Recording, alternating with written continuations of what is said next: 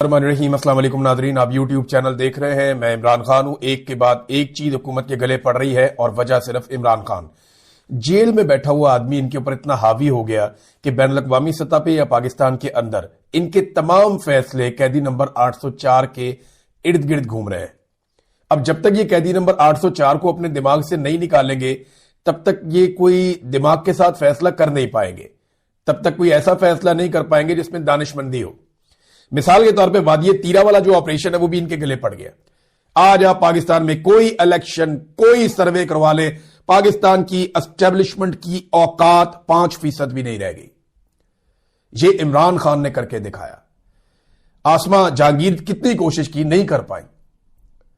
अपने हम ख्याल लोग तो उन्होंने पैदा किए, नहीं कर पाई, लेकिन सलाम है उनकी कोशिश को। बहुत सारे लोगों ने कोशिश की, बेनजीर ने कोशिश की, नहीं कर पाए, एक हद से आगे नहीं जा पाए। लेकिन इमरान खान ने कोशिश की और पूरी कौम को ट्रिगर कर दिया और ला के मसला समझा दिया सादा अल्फाज में कि यह है पाकिस्तान का असल मसला। अब अगर कभी पाकिस्तान तहरीक इंसाफ पीछे हट भी जाए ना, तो जो एक लोगों की बहुत बड़ी तादाद बन गई है जो इस मामले को समझ गए, वो अपने इस नुक्ते पे खड़े जरूर रहेंगे, कभी ज्यादा कभी कम। तो ये एक बड़ी पॉजिटिव चेंज है जो इमरान खान साहब लेकर आए पाकिस्तान में।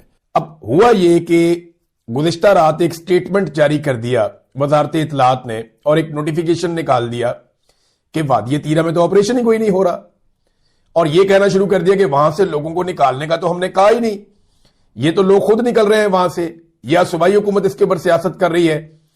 तो ये जनाब बड़ी ज्यादती हो रही है, वादिये तीरा का सारा मामला हमारे ऊपर डल रहा है, हम इसका सख्ती से नोटिस लेते हैं। यह वजारत इत्तलात ने किया। अब इससे पहले कि मैं आपको बताऊं कि सुहेल आफरीदी ने जवाब क्या दिया, पहले जरा आप सुने कि थोड़े दिन पहले डीजीआईएसपीआर का जो स्टेटमेंट है, ये जो मैं आपके सामने रखने वाला हूं, ये स्टेटमेंट है 6 जनवरी 2026 का, यानी आज से लगभग 20 दिन पहले। डीजीआईएसपीआर ने ऑपरेशंस के हवाले से क्या कहा जब उनसे सवाल किया गया, जब ये नकल मकानी शुरू हो रही थी, तो डीजीआईएसपीआर क्या कह रहे थे, जरा ये सुने आप। अब वो तो कह रहे हैं कि ऑपरेशन नहीं होने, आज कह रहे हैं, वो तो पता नहीं कब से कह रहे हैं। वो कहते हैं हमारा लीडर कह रहा है ऑपरेशन हो रहे हैं, एज ऑफ टुडे भी हो रहे हैं। बिकॉज दी सिक्योरिटी, मैंने आप पहले बार बार की, कुछ चीजें फंडामेंटल्स हैं जिनके ऊपर कोई कॉम्प्रोमाइज नहीं किया जा सकता। मुज़ाकरात तो इमरान खान साहब कहते हैं करने चाहिए, बड़ी अच्छी बात है, लेकिन हुकूमत यह बताए कि उसके बाद इख्तियारात हैं, क्या वो इमरान खान साहब की मुलाकात भी करवा सकते हैं मुज़ाकराती टीम से? तो वो नहीं करवा सकते, उनके पास तो इख्तियारात ही नहीं है। जब उनके पास इख्तियारात नहीं है तो मुज़ाकरात क्या करवाएंगे? इसीलिए इमरान खान साहब कहते हैं जिनके बाद इख्तियार है मुज़ाकरात उनसे करो, बात उनसे करो। जैसे डोनाल्ड ट्रंप ने फील्ड मार्शल को बुलाया, उनसे बात की, उन्हें पता था बाकी सारे अर्दली है, इस आदमी के बाद इख्तियार है, इसको बुला लो, बात करते हैं इससे। इसी तरह इमरान खान भी यही कहता है कि भाई जिस आदमी के पास इख्तियार है, जिसके पास सारा कंट्रोल है, उसको बुलाओ, बिठाओ, उसके साथ बात करो कि भाई क्या करना है, अब मुल्क को कैसे आगे लेकर चलना है। बेड़ा गर्क हो गया हर चीज का, और बेड़ा गर्क कैसे हुआ है मैं आपको बाद में बताता हूं। ये लफ्ज आप याद रखिएगा कि बेड़ा गर्क हो गया, मैंने आपसे कहा।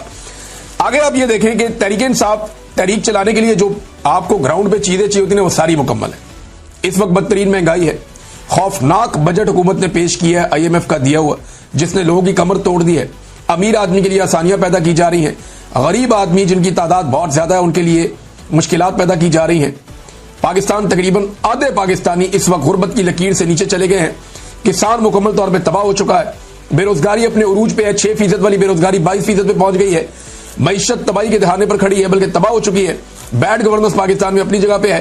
हुकूमत की मकबूलियत इतनी जमीन बोस हो गई है कि अब ये लैट्रिनों के ऊपर और हर चीज के ऊपर अपना नाम लिखवाते हैं, अपनी शक्ल छपवाते हैं। अपोजिशन जो है वो इस वक्त मकबूल है, इमरान खान साहब की मकबूलियत का तोती बोलता है। ये फौज ने सर्वे करवाया अली अमीन के मुताबिक, उसमें इमरान खान साहब की मकबूलियत 88% आई है। अब बस एक मोमेंटम बनाने की जरूरत है। ये सारे लोग छिड़े हुए हैं, बहुत परेशान हैं, बहुत इस हुकूमत से खाइफ है। इन लोगों के अंदर एक मोमेंटम बनाने की जरूरत है तहरीक का, और फिर ये तहरीक खड़ी हो जाएगी। और इस दफा तहरीक ऐसी नहीं है कि सबने जाना है इस्लामाबाद की तरफ। आप सारे इस्लामाबाद की तरफ जाते हैं, रस्ते में 50,000 पुलिस वाले इस्तेमाल होते हैं तो वो रोक लेते हैं।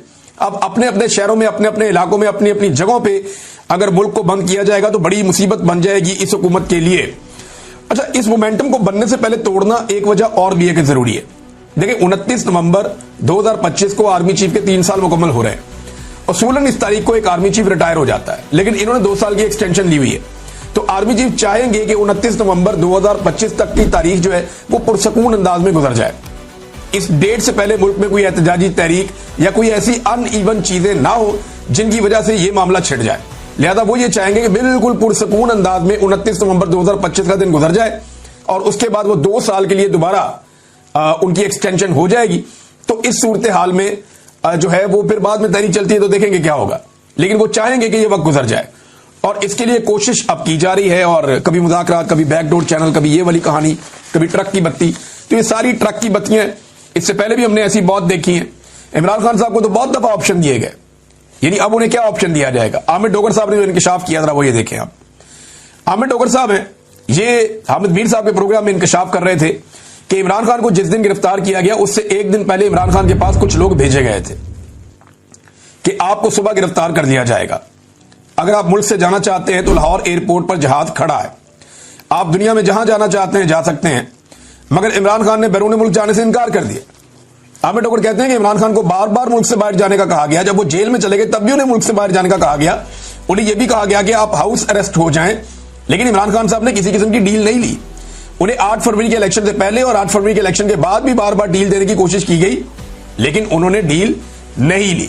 एक आदमी जिसने उस मुश्किल वक्त में डील नहीं की, क्या वो इस वक्त डील करेगा जब हुकूमत बुरी तरह फंसी हुई है?